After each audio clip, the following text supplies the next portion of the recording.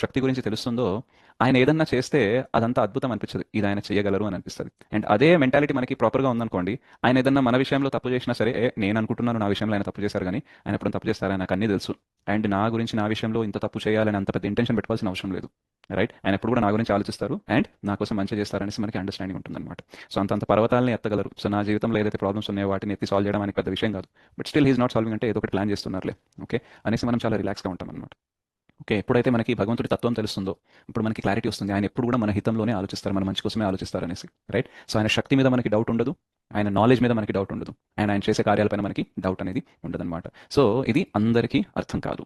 Okay, so భగవంతుని శక్తి ఎంతో అనేది, అంటే భగవంతుడు చాలా శక్తివంతుడు అయి ఉంటాడని అనుకుంటారు కానీ అసలు ఎంత శక్తివంతుడు అనేది అవగాహన కూడా చాలా మందికి ఉండదన్నమాట.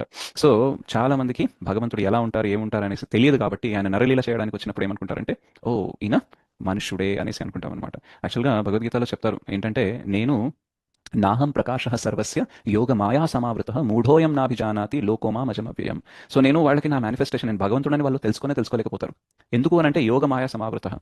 రైట్, సో నేను ఆ యోగమాయ ద్వారా కవర్ చేసి పడి ఉంటాను కాబట్టి వాళ్ళకి నేను భగవంతుడని తెలియదు. ఇప్పుడు దుర్యోధనుడికి ముందు కృష్ణ వెళ్ళేసి చెప్తారు అన్ని విషయాలు.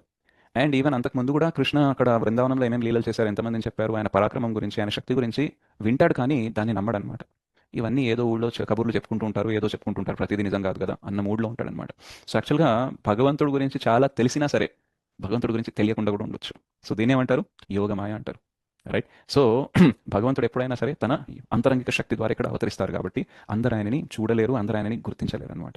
సో జనరల్గా భగవంతుడిని గుర్తించకుండా ఉండడానికి రెండు కారణాలు ఉంటాయి. ఈవెన్ బ్రజవాసిస్, వృందావన వాసులు ఎవరైతే ఉంటారో, యశోదమయ్య అండ్ వీళ్ళందరూ ఎవరైతే ఉంటారో, వసుదేవ్ చేసినప్పుడేమో కాసేపు యా భగవంతుడేమో చాలా గ్రేట్ అని అనుకుంటారు, మళ్ళీ నెక్స్ట్ మినిట్ మళ్ళీ మారిపోతారు. రైట్, సో అట్లా ఆ రస అండ్ తత్వ ఆ షిఫ్టింగ్ ఏదైతే అవుతుందో ఇది చాలా అద్భుతంగా ఉంటుంది. సో ఇవన్నీ కేవలం భక్తులకి మాత్రమే అర్థమవుతాయి. భక్త్యా మాం అభిజానాతి యావాన్యాశాశ్మితత్వత. సో భక్తి చేస్తేనే అర్థమవుతుందన్నమాట ఏంటంటే భగవంతుడి తత్వం ఏంటి, భగవంతుడి లీలలు ఏంటి అనేసి. అదర్వైజ్ మనం కన్ఫ్యూజన్లోనే ఉంటాం అనమాట. సో యోగమాయ వల్ల చాలా మందికి ఆయన భగవంతుడని తెలియదు. ఎస్పెషల్లీ చాలా క్లోజ్, బాగా నిత్య పార్షదులు ఉంటారు, చాలా దగ్గరగా ఉండే వ్యక్తులు ఉంటారు, వీళ్ళకి యోగమాయ వల్ల తెలీదు.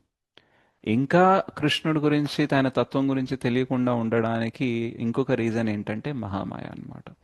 ఆ మహామాయ ఏం చేస్తుంది అని అంటే మనకి భోగ ఐశ్వర్యాల మీద ఎంత ఆసక్తి ఉంటుంది అని అంటే మనం మూర్ఖులుగా తయారై భగవంతుణ్ణి త్యజిస్తామన్నమాట.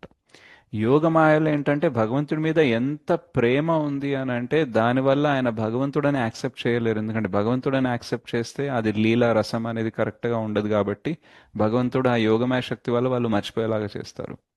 ఇక్కడ మహామాయది ఏంటంటే, మహామాయ ఎఫెక్ట్ మన పైన ఎందుకు ఉంటుందంటే మనం కృష్ణుణ్ణి మర్చిపోవాలనుకుంటున్నాం, ఆయనని పక్కన పెట్టి ఎంజాయ్ చేయాలనుకుంటున్నాం కాబట్టి మహామాయ ఎఫెక్ట్.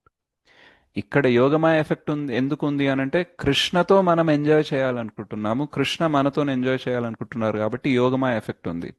మహామాయ ఎఫెక్ట్ ఎందుకు ఉందనంటే కృష్ణ వద్దే వద్దు మనకి, మనం సపరేట్గా ఎంజాయ్ చేయాలని అనుకుంటున్నాం, అండ్ కృష్ణ కూడా సరే మరి మీ ఇష్టం అనేసి మనల్ని వదిలేశారనమాట. అందుకనే మహామాయ ఎఫెక్ట్ అనేది ఉందన్నమాట. భోగైశ్వర్య ప్రసక్తానాం తయా అపహృత చేతసాం వ్యవసాయాత్మిక బుద్ధిర్ సమాధౌ న విధీయతే. సో ఆ భోగ ఐశ్వర్యాల పట్ల ఆసక్తి పెరిగి పెరిగి బుద్ధి అనేది క్షీణిస్తుంది అనమాట. ఆ డైరెక్షన్లోనే భగవంతుని తెలుసుకోవాలనే డైరెక్షన్లో వెళ్ళదు. చాలా ఇంటెలిజెంట్ ఉంటారు, రాకెట్ అయినా కనిపెట్టేస్తారు, చంద్రుడి పైన కూడా వెళ్ళిపోతారు, పెద్ద టెక్నాలజీ గురించి కనుక్కుంటారు, చాలా విషయాలు తెలుస్తాయి. కానీ వేదేశ్చ సర్వేర్ అహం ఏవ వేద్య, అంత జ్ఞానం ఉన్నా సరే ఆ జ్ఞానంతో యాక్చువల్గా మనం తెలుసుకోవాల్సింది భగవంతుడిని అనే విషయం మాత్రం అస్సలు అర్థం కాదు. రైట్, సో అటు మటీరియల్ డైరెక్షన్లోనే వెళ్తుంటారు, తయా అపహృత చేతసాం.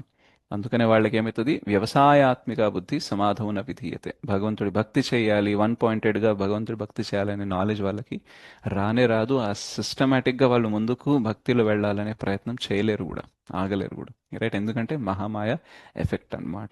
ఎప్పుడైతే మనము డిసైడ్ అవుతామో మహామాయ ఎఫెక్ట్ నాకు వద్దు, నేను యోగమాయ ఎఫెక్ట్లోకి వెళ్ళాలి అని మనం డిసైడ్ అవుతామో అప్పుడు మన జర్నీ అనేది ఇటు స్టార్ట్ అవుతుంది. సో యాజ్ ఆఫ్ నో మనం ఎక్కడ ఉన్నాము, మహామాయలో ఉన్నామా యోగమాయలో ఉన్నామా?